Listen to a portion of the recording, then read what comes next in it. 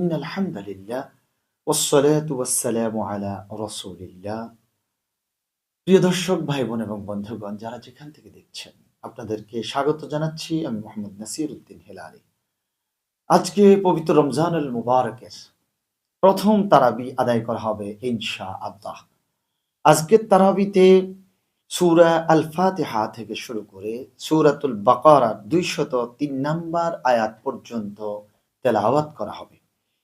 প্রিয় দর্শক, যারা যারা তারাবি সালাত আদায় করবেন, সম্মানিত ইমাম সাহেবগণ কি তেলাওয়াত করবেন, বিষয়টা যদি আপনারা জানতে পারেন আপনাদের কাছে খুব ভালো লাগবে। আসুন তাহলে আমরা আমাদের আলোচনাকে দুভাগে বিভক্ত করব। প্রথম ভাগ আজকের তেলাওয়াতকৃত আয়াতগুলোর করণীয় এবং তেলাওয়াতকৃত আয়াতগুলোর বর্জনীয় বিষয় নিয়ে আমরা আলোচনা করব ইনশাআল্লাহ। প্রথমত, প্রশংসা করতে হবে একমাত্র আল্লাহর। আমরা একমাত্র প্রশংসা করব আল্লাহর। আলহামদুলিল্লাহ রাব্বিল আলামিন। ইবাদত করতে হবে একমাত্র আল্লাহর। আমরা বলি কি ইয়াকা না'বুদু ওয়া ইয়াকা নাস্তাঈন। ইবাদত করব আল্লাহর, সাহায্য চাইব রব্বুল আলামিনের কাছে। কোরআন থেকে হেদায়েত পেতে হলে মুত্তাকি হতে হবে। যদি আমরা কোরআনুল কারীম থেকে হেদায়েত লাভ করতে চাই তাহলে অবশ্যই আমাদেরকে মুত্তাকি হতে হবে। এরপর আল্লাহ পাক রব্বুল আলামিন আমাদেরকে জানিয়ে দিয়েছেন ইবাদত করতে হবে সেই মহান প্রতিপালকের, যিনি মানুষকে সৃষ্টি করেছেন। ঈমানদার ও সৎ কর্মশীলদের জান্নাতের সুসংবাদ দিতে হবে। যারা ঈমান এনেছে, নেক আমল করে, তাদের জন্য জান্নাতের সুসংবাদ দেওয়ার জন্য আল্লাহ পাক রব্বুল আলামিন জানিয়ে দিয়েছেন।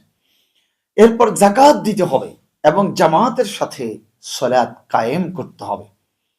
আল্লাহর কাছে সাহায্য প্রার্থনা করতে হবে ধৈর্য ও নামাজের মাধ্যমে। নিজেকে আল্লাহর কাছে সম্পূর্ণরূপে সমর্পণ করতে হবে এবং সৎ কর্মপরায়ণ হতে হবে। তাহলেই মহান রব্বুল আলামিন পুরস্কার দেবেন।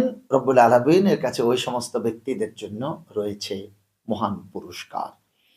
কাবা ঘরকে নিরাপত্তার প্রতীক মনে করতে হবে এবং সেই চিন্তা করেই কাবাকে পবিত্র রাখতে হবে। আল্লাহর উপর ঈমান আনার সাথে সাথে পূর্ববর্তী নবীগণ এবং তাদের উপর অবতীর্ণ আসমানি কিতাব সমূহের প্রতিও ঈমান রাখতে হবে। প্রিয় দর্শক, ঈমান এনেছে আল্লাহর প্রতি, ঈমান এনেছে রাসূল করিম সাল্লাল্লাহু আলাইহি ওয়াসাল্লামের প্রতি এবং পূর্ববর্তী নবী রাসূলদের প্রতি ঈমান রাখবো, কিন্তু এখন তাদের শরীয়ত আমাদেরকে মানা যাবে না। আল্লাহর রঙে নিজের জীবনকে রঙিন করতে হবে, অর্থাৎ আল্লাহ পাক যেইভাবে চান সেইভাবে আমাদেরকে জীবন যাপন করতে হবে। বিপদ মুসিবতে আমাদেরকে ধৈর্য ধারণ করতে হবে। জ্ঞানীদেরকে আল্লাহর সৃষ্টি রহস্য নিয়ে চিন্তা গবেষণা করতে হবে।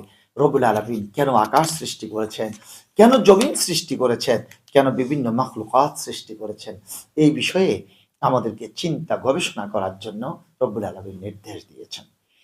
এরপর খুনের অপরাধের শাস্তি, কিসাস এর বিধান চালু করতে হবে। যারা খুন করে সেই খুনিদেরকে বাঁচায় রাখার কোনো সুযোগ নেই। তাদের জন্য আল্লাহ পাকের নির্ধারিত যে বিধান কোরআনুল কারীমে সূরাতুল বাকারার 178 এবং 179 নম্বর আয়াতে কারিমায় স্পষ্ট ভাষায় রব্বুল আলামিন জানিয়ে দিয়েছেন, সে কিসাস এর কায়েম করতে হবে।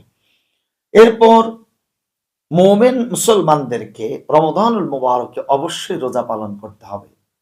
যারা প্রাপ্তবয়স্ক, সুস্থ, মুকিম এবং আকলমান, এই ধরনের প্রত্যেকটা ব্যক্তিকেই রোজা পালন করতে হবে। তার উপর রোজাটাকে ফরজ করে দেওয়া হয়েছে। আল্লাহর দ্বীনকে প্রতিষ্ঠা করার জন্য ফিতনা নির্মূল না হওয়া পর্যন্ত একটানা লড়াই এবং সংগ্রাম চালিয়ে যেতে হবে। এই ছিল আমাদের করণীয় বিষয়গুলো। প্রিয় দর্শক, আসুন আজকের তারাবিতে আমরা বর্জনীয় বিষয়গুলো সাথে সাথে জেনে নিচ্ছি। অভিশপ্ত ইহুদি এবং পথ ভ্রষ্টদের অনুসরণ করা যাবে না। কাউকে আল্লাহর সমকক্ষ মনে করা যাবে না। কাউকে আল্লাহর সমকক্ষ মনে করা যাবে না, তাহলে সেটা হয়ে যাবে শিরক। আল্লাহর নির্ধারিত সম্পর্ক সমূহ ছিন্ন করা যাবে না, যেমন আত্মীয়তার সম্পর্ক সম্পর্কে রব্বুল আলামিন সূরাতুল বাকারা ২৭ নম্বর আয়াতে কারিমায় জানিয়ে দিয়েছেন। এরপর কুফরি অর্থাৎ আল্লাহকে অস্বীকার করা মানুষের উচিত নয়। কখনো কোনো অবস্থাতে কোনো ইমানদার ব্যক্তি তো আল্লাহকে অস্বীকার করতে পারবেই না, করবেই না। এবং যারা অস্বীকার করে যাচ্ছে কাফের, তাদেরকেও এখানে আহ্বান করা হয়েছে যাতে করে রব্বুল আলামিনকে অস্বীকার না করে। অহংকার করা যাবে না। অহংকার করা এটা হচ্ছে শয়তানের কাজ। মিথ্যার সাথে সত্যকে মিশ্রিত করা যাবে না। দ্বীন ইসলাম সত্য, কুফর বাতিল। জেনে বুঝে সত্যকে গোপন করা যাবে না কোনো অবস্থাতে, কখনো না। এরপর নিজেদের কথা আল্লাহর কিতাব বলে চালিয়ে দেওয়ার কোনো সুযোগ নেই, এই কাজটুকু করা যাবে না। আর এই অভ্যাসটা হচ্ছে ইহুদিদের অভ্যাস। আল্লাহর কিতাবের কিছু অংশ মানবে আর কিছু অংশ মানবে না, এইরকম কাজ করা যাবে না। যদি করে তাহলে দুনিয়ার বুকে রয়েছে তাদের জন্য অপমান, আর আখিরাতে কিয়ামতের দিবসে তাদেরকে জাহান্নামের দিকে নিক্ষেপ করা হবে। জাদু টোনা করা যাবে না, এই কাজটা হচ্ছে শয়তানের কাজ। মসজিদে আল্লাহর নাম স্মরণ করতে বাধা দেয়া যাবে না। প্রিয় বন্ধুগণ, এরপর আরো কিছু বর্জনীয় রয়েছে। ইহুদি নাসারাদের খুশি করার চেষ্টা করা যাবে না এবং তাদের খেয়াল খুশির অনুসরণ করাও যাবে না। ইহুদি নাসারা আমার উপর খুশি হোক, বেজার হোক, সেটা আমাদের দেখার বিষয় নয়। এই ব্যাপারে আমাদেরকে সজাগ সচেতন থাকতে হবে। মানুষকে ভয় করা যাবে না, ভয় করতে হবে একমাত্র আল্লাহকে। আল্লাহর নাফরমানি কোনো অবস্থাতেই করা যাবে না। আল্লাহর রাস্তায় যারা জীবন দিয়েছে, প্রাণ উৎসর্গ করেছে, তাদেরকে মৃত বলা যাবে না, তারা হচ্ছে শহীদ। প্রিয় বন্ধুগণ, শয়তানের পদাঙ্ক কখনো কোনো অবস্থাতে অনুসরণ করা যাবে না। কেননা শয়তান আমাদের প্রকাশ্য শত্রু, প্রকাশ্য দুশ্মন। একে অপরের সম্পদ অন্যায়ভাবে গ্রাস করা যাবে না। হজে কোনরূপ ঝগড়া বিবাদ, পাপ কাজ করা যাবে না।